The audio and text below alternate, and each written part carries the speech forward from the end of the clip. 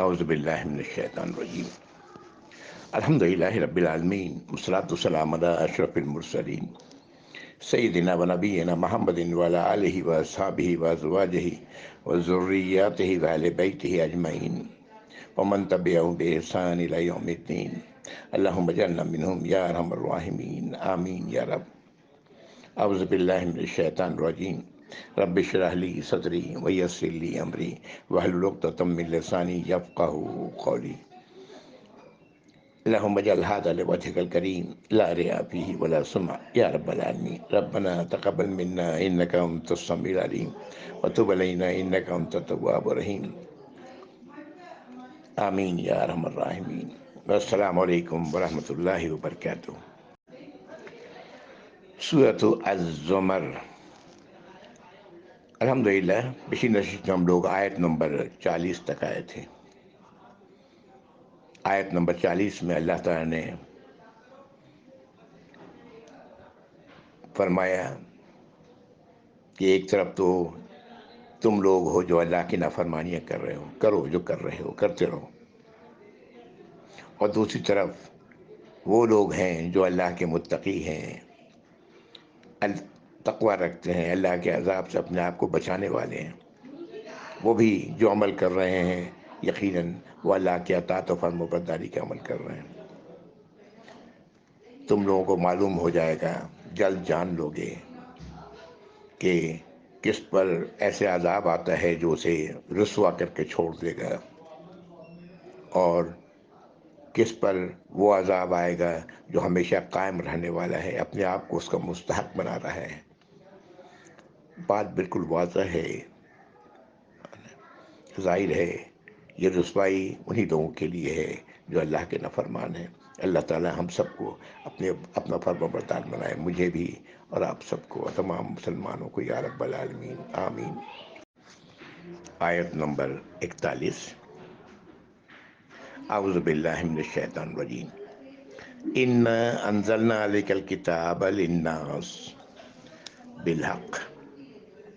اللہ تعالیٰ فرما رہے ہیں کہ بے شک ہم نے اے نبی صلی اللہ علیہ وسلم آپ پر کتاب نازل کی ہے لوگوں کے لیے سچائی کے ساتھ، جو سچی ہے، سچی باتوں کے بیان کرتی ہوئی یہ کتاب ہے۔ کس کے لیے؟ لوگوں کے لیے۔ نازل کہاں کیا؟ آپ پر۔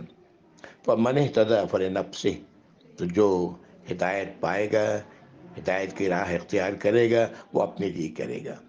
ومن ضل فإنما يضل علیہا، اور جو بھٹکے گا، اس کو نہیں مانے گا، اسے تسلیم نہیں کرے گا، گمراہ ہو گیا اس سے اس کی گمراہی اسی پر ہے، یعنی گمراہی کا وبال وہ خود اٹھائے گا۔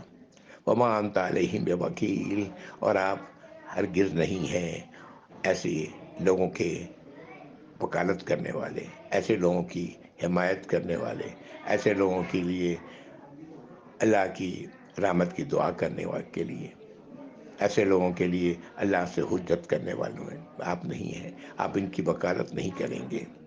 یہ آیت نمبر 41 ہے۔ الحمدللہ اس صورت کی آیت نمبر 41 ابھی ہم لوگوں نے پڑھی۔ کتنے سیدھے سادے انداز میں اللہ نے بات بتا دی ہے کہ یہ کتاب لوگوں کی ہدایت کے لیے اللہ نے نازل فرمائی ہے، اور نازل کہاں ہوئی ہے؟ نبی کریم صلی اللہ علیہ وسلم پر۔ اور یہ سچی کتاب ہے، جو اس سے ہدایت حاصل کرے گا اس کا فائدہ اسے ہی ہوگا، اور جو گمراہی کی طرف جائے گا، اسے نہیں قبول کرے گا، اس کا نقصان بھی وہی اٹھائے گا۔ اور ایسے لوگوں کی وکالت کرنے والے اللہ کے نبی نہیں جو گمراہی کا راستہ اختیار کریں گے۔ جب اللہ کے نبی صلی اللہ علیہ وسلم ایسے لوگوں کی وکالت نہیں کریں گے، ایسے لوگوں کی حمایت نہیں کریں گے، ایسے لوگوں کے حق میں بات نہیں کریں گے، تو پھر کون ہے نو انسانی میں جو ایسے لوگوں کے بارے میں سفارش کر سکے؟ بڑی واضح بات ہے، اور اس کے باوجود اگر ہمیں سمجھ میں نہ آئے تو کیا کہا جا سکتا ہے؟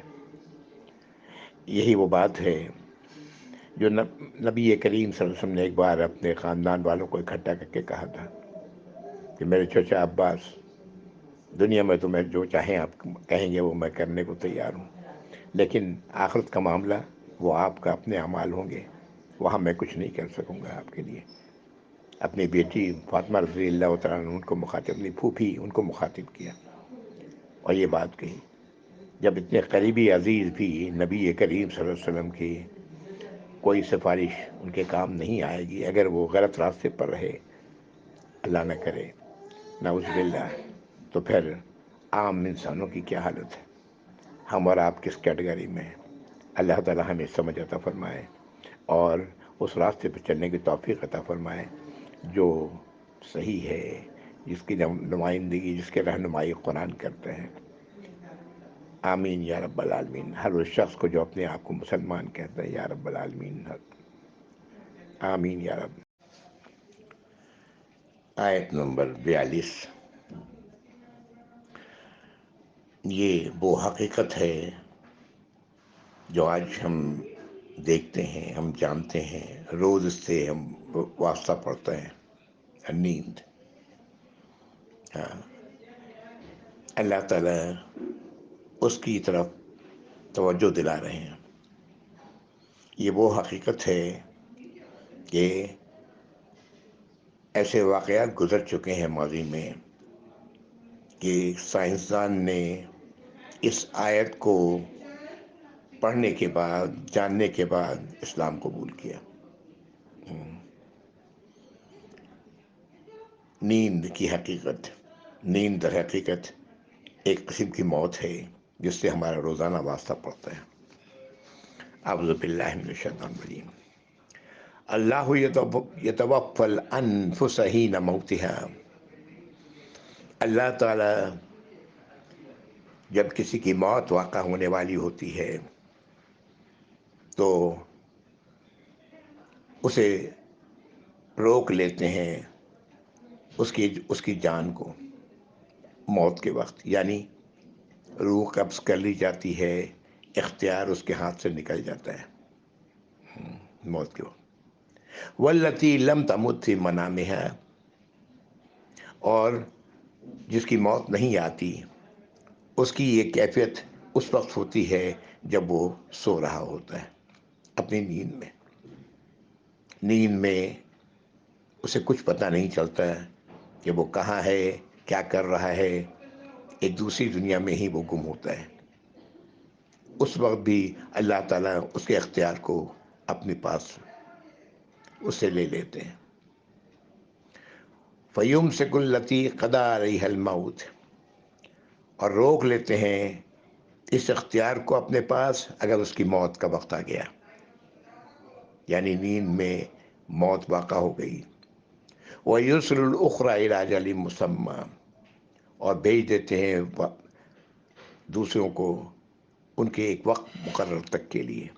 ان لوگوں کی بات کی گئی جو نیند کے بعد اٹھتے ہیں اور پھر اپنی زندگی کا وقت گزارتے ہیں، ان کی طرف اب انہیں دوبارہ اختیار واپس مل جاتا ہے۔ یہ ان فی ذلک لآیات لقوم یتفکرون، بے شک اس میں نشانیاں ہیں ایسے لوگوں کے لیے جو غور و فکر سے کام لیں۔ یہ آیت نمبر 42 تھی۔ آپ صلی اللہ علیہ وسلم نے یہ دعا سکھائی کہ جب اٹھو تو کہو الحمدللہ الذی احیانا بعد ما اماتنا والیہ النشور۔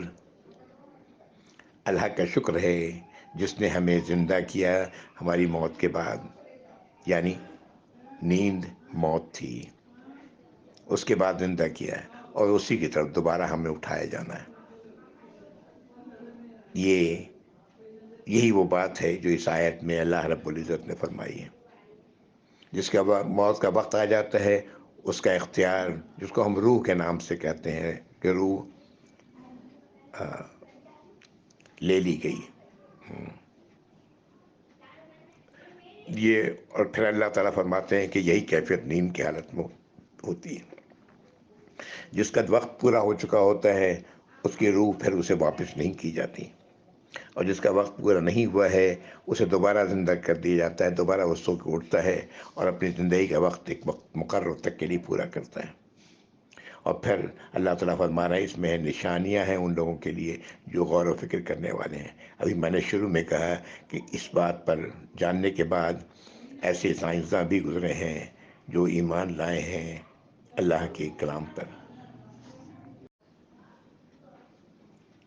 آپ نے ایک موقع پر یہ ہدایت دی کہ بستر پر جانے سے پہلے بستر کو جھاڑ لو تاکہ اس پر کوئی چیز ایسی نقصان دہ نہ ہو۔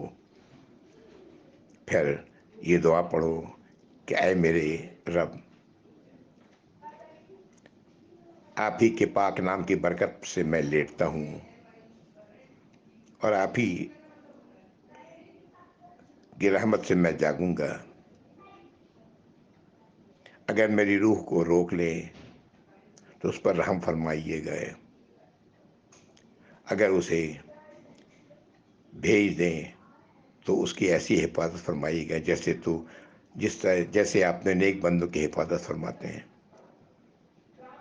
یہ اردو میں نے اس دعا کا ترجمہ کر دیا، اور دعا کی زبان عربی ہو یا اردو ہو، جو بات دل سے نکلتی ہے وہی دعا ہے۔ یہی وہ بات ہے جو اس حدیث میں ملتی ہے جس کا ذکر آیت نمبر 42 میں اللہ نے کیا ہے۔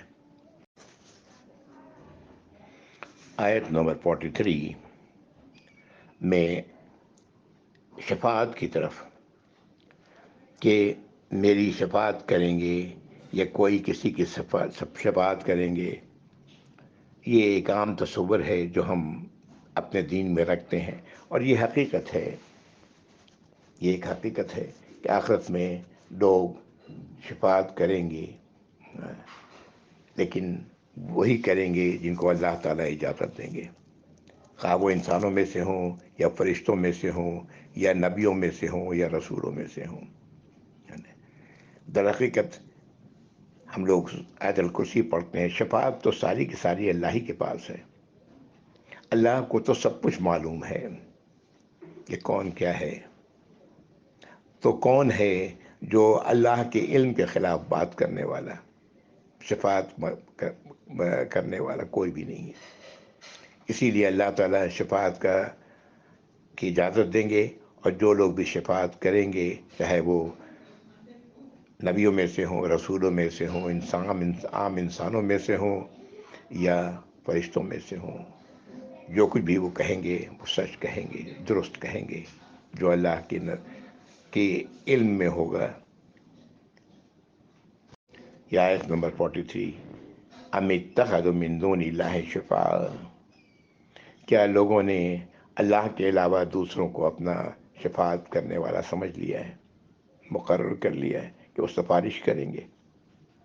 قل ولو كانوا لا يملكون شيئا ولا يعقلون، ان سے کہیں کہ کیا جس پر تم بھروسہ کر رہے ہو کہ وہ شفاعت کریں گے، اگر وہ کچھ بھی اختیار نہیں رکھتے اور نہ وہ عقل ان کے پاس ہو، پھر بھی وہ تمہاری سفارش کریں گے؟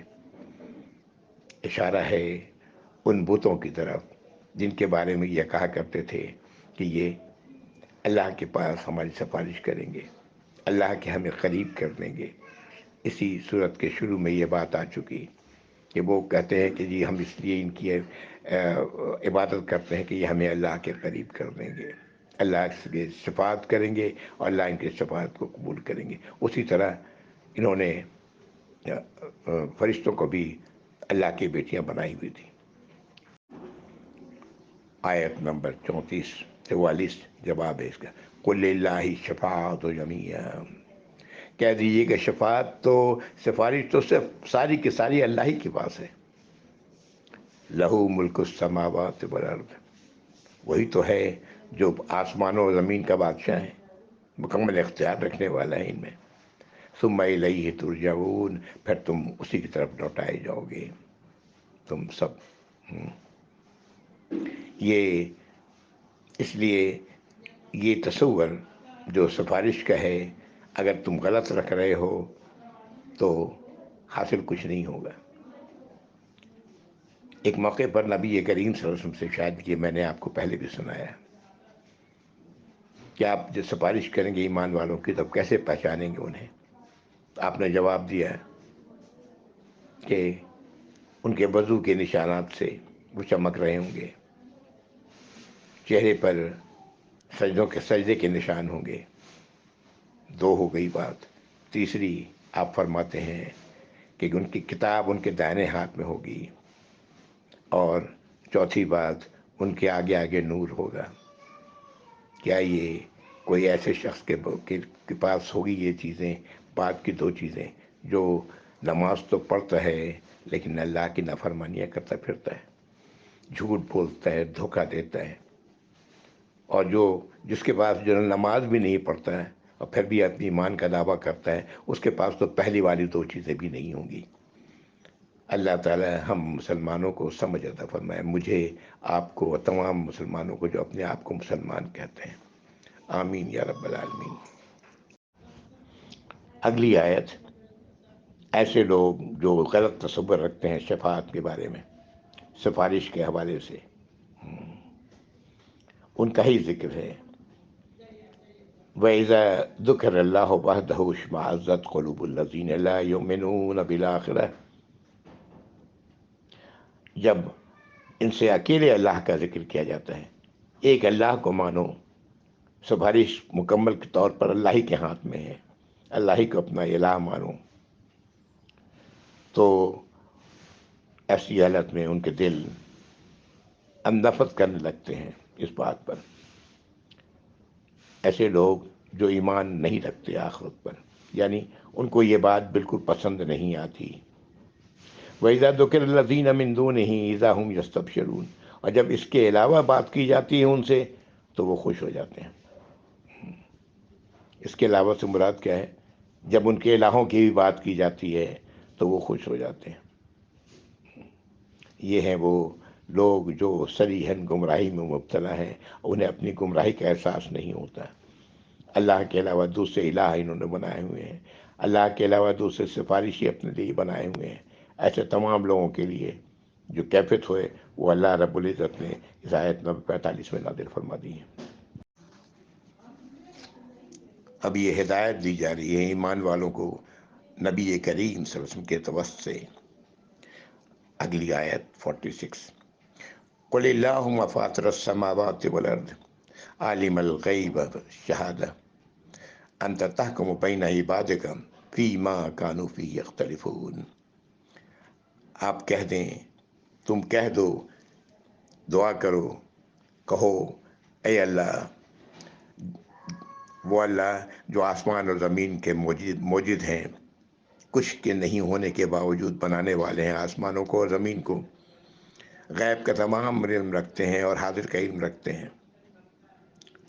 اے اللہ، آپ ہی ہیں جو فیصلہ کریں گے اپنے غلاموں کے درمیان اس چیز میں جس میں وہ آج اختلاف کر رہے ہیں۔ یعنی یہ آج کا اختلاف اگر نہیں مانتے تو مت مانیں، ان سے جھگڑنے کی ضرورت نہیں، ان پر گولیاں چلانے کی ضرورت نہیں۔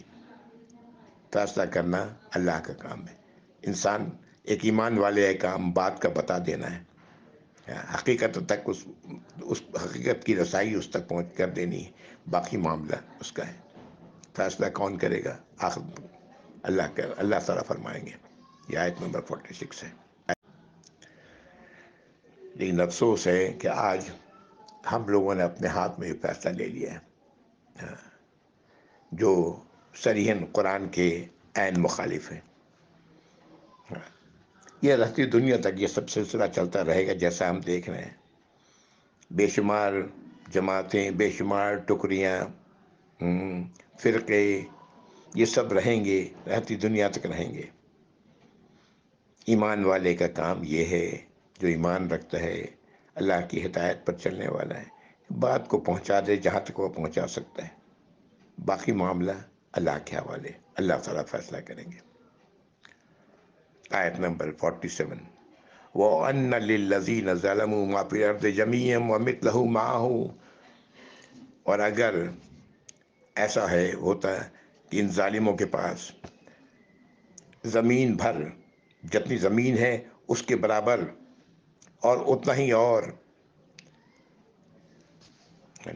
اس کے ساتھ، لَافْتَدَوْا بِهِ مِنْ سُوءِ الْعَذَابِ، کہ وہ فدیے میں دے کر کے عذاب کی برائی سے اپنے آپ کو بچا سکتے. کب؟ یوم القیامہ، قیامت کے دن. یعنی ان کے پاس اللہ تعالیٰ فرما رہے ہیں کہ ان ظالموں کے پاس، ظالم کون ہیں؟ جو اللہ کے نافرمان ہیں، جو اللہ کی ہدایت کو تسلیم کرنے والے نہیں ہیں، اللہ کو اکیلا الہ ماننے والے نہیں ہیں.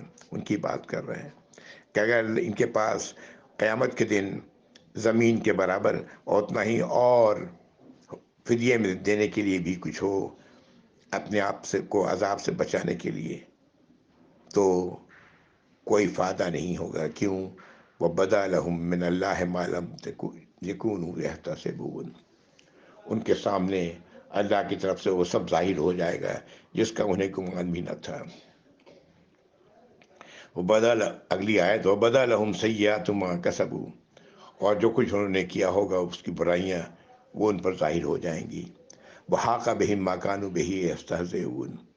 اور وہ جس چیز کا مذاق اڑایا کرتے تھے وہ ان پر چھا جائے گا، ان کو اپنے گھیرے میں لے لے گا. آیت نمبر 48. یہ تمام باتیں جو کہی گئیں وہ بالکل واضح ہیں. یہ سب کچھ اس دن، اس لیے بہت سارے لوگ آج ایسے ہیں کہ دنیا میں اللہ کی تو نافرمانیاں کرتے ہیں، لیکن اللہ کے لیے کچھ خیر کا معاملہ بھی کرتے ہیں، یہ سمجھتے ہوئے کہ شاید یہ مجھے اللہ کے عذاب سے بچا لیں گے، ہماری برائیوں سے ہمیں بچا لیں گے. ان کے یہ دنیا میں کیا گیا عمل انہیں کوئی فائدہ نہیں پہنچائے گا. جب تک فائدہ انہی کو پہنچتا ہے جو یہ کام ایمان کے ساتھ کریں. مال دے رہے ہیں، ایمان کے ساتھ دیں، اللہ کے لیے دیں، اللہ کی رضا کے لیے دیں، خود اپنے آپ کو اللہ کی اطاعت و فرمانبرداری میں رکھیں.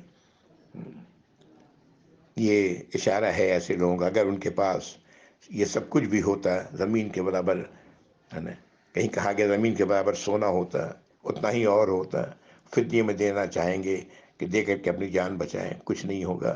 وہ سب کچھ جو انہوں نے کیا ہے وہ سب بھگتیں گے. یہ آیت نمبر 48 تھی. رسول اللہ صلی اللہ علیہ وسلم کی نمازوں میں کتنی ہی دعائیں ملتی ہیں، کتنی ہی دعائیں آپ سے صلی اللہ علیہ وسلم صحابہ نے سیکھی رضی اللہ تعالیٰ عنہ، اور انہوں نے بیان کی. سب کا لب و لباب ایک ہی چیز ملے گا کہ اللہ پر، اکیلا اللہ کو اپنا الہ ماننا،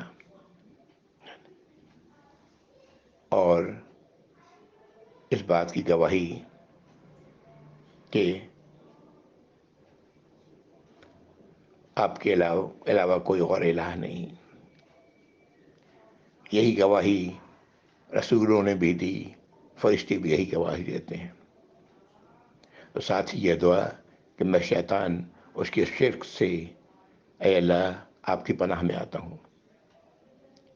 میں آپ سے پناہ طلب کرتا ہوں کہ میں اپنی جان پر کوئی گناہ کروں یا کسی اور مسلمان کی طرف کسی گناہ کو لے جاؤں.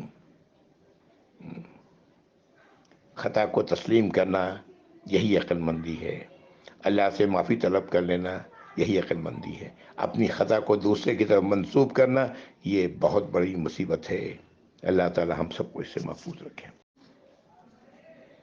پھر آیت نمبر 49، وہی کیفیت جو انسان عموماً وہ لوگ جو اللہ پر ایمان نہیں رکھتے جیسا کہ چاہیے ان کا معاملہ ہے. فَإِذَا مَسَّ الْإِنسَانَ ضُرٌّ دَعَانَا. جب انسان کو کوئی تکلیف پہنچتی ہے تو وہ ہم سے دعا کرتا ہے. ثُمَّ إِذَا خَوَّلْنَاهُ نِعْمَةً مِنَّا. اور جب اسے ہم اپنی نعمت کی طرف نعمت عطا کرتے ہیں، قَالَ إِنَّمَا أُوتِيتُهُ عَلَىٰ عِلْمٍ. اس وقت یہ کہتا ہے کہ مجھے تو یہ دیا گیا ہے میرے علم کی وجہ کر. بل ہی فتنہ. اللہ تعالیٰ فرما رہے ہیں نہیں، یہ تو آزمائش ہے، فتنہ ہے تمہارے لیے. وَلَكِنَّ أَكْثَرَهُمْ لَا يَعْلَمُونَ. لیکن انسانوں کی اکثریت اس بات سے لا علم ہے. جب ملتا ہے تو وہ اپنے آپ کو سمجھتے ہیں کہ میرے علم کی وجہ کر ملا، جو میں جانتا تھا، جو میں نے تدابیر اختیار کی تھیں اس کی وجہ سے ملا. نہیں، یہ تو اللہ نے دیا. اللہ کا شکر گزار ہونے کی ضرورت ہے۔ اللہ ہی کو، یہی بات ہے جو بار بار دہرا چکا ہوں، اور بہت بار نبی کریم صلی اللہ علیہ وسلم دہرایا کرتے تھے کہ مومن کی بات کیا ہے، اگر اسے کچھ ملتا ہے تو وہ اللہ کا شکر ادا کرتا ہے، اگر اسے کوئی تکلیف پہنچتی ہے تو وہ صبر سے کام لیتا ہے، اور دونوں حالت میں اس کے لیے نفع ہے، ہر حال میں راضی برضا رہنا۔ لیکن جو لوگ ایمان والے نہیں، یا ان کے ایمان نے انہیں اپنے دھوکے میں ڈالا ہوا ہے، ان کا معاملہ یہی ہے۔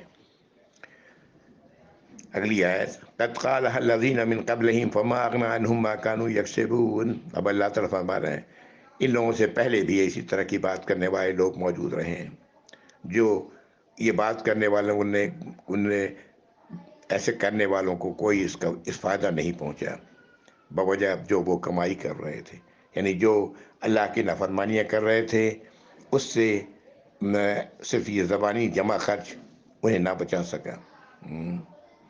یہ میرے علم کی وجہ سے مجھے ملا ہے۔ اللہ تعالیٰ ماضی کی طرف اشارہ کر رہے ہیں، فَأَصَابَهُمْ سَيِّئَاتُ مَا كَسَبُوا، تو وہ ان پر آئی وہ مصیبت، وہ برائی جو انہوں نے کمائی تھی۔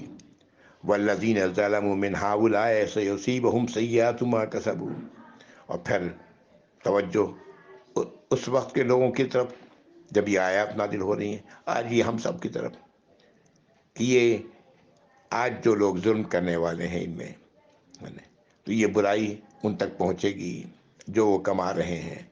وَمَا هُمْ بِمُعْجِزِينَ، اور وہ عاجز نہیں کر سکیں گے، یعنی اللہ کی اس برائی کو جو برے اعمال کی وجہ سے ان تک پہنچے گی اسے وہ روک نہیں سکیں گے۔